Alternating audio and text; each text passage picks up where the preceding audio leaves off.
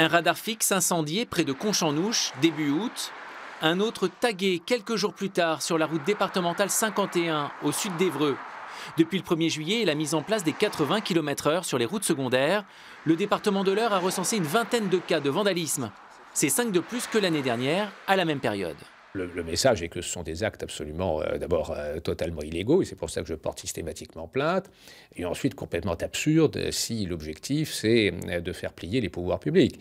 Il est évident que ce n'est pas ce genre d'action qui peut faire quoi que ce soit. En plus, aujourd'hui, en tout cas dans un département comme celui-ci, les résultats, là aussi, sur une très faible période, montrent que le nombre d'accidents a plutôt diminué, ainsi que la gravité depuis cette mesure.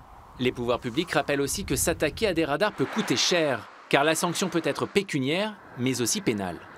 À chaque destruction ou dégradation, une unité de gendarmerie est saisie pour enquête. Les peines encourues pour la destruction de biens d'utilité publique sont de 5 ans d'emprisonnement et 75 000 € d'amende.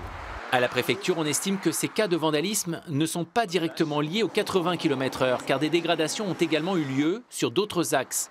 Il n'empêche, la réduction de vitesse sur les départementales en a certainement énervé plus d'un. On peut comprendre effectivement, cautionner, non, nous sommes par principe contre toute dégradation de biens publics. Ça ne peut être autrement. Ensuite, effectivement, on peut comprendre. C'est vraiment la répression à outrance contre l'automobiliste, et il en a assez. La dégradation des radars en juillet de cette année, c'est 4 fois plus que l'année dernière. L'association souligne surtout que la baisse des accidents était plus importante en juin qu'en juillet, ce qui lui laisse penser que le bienfait de ces radars est avant tout financier.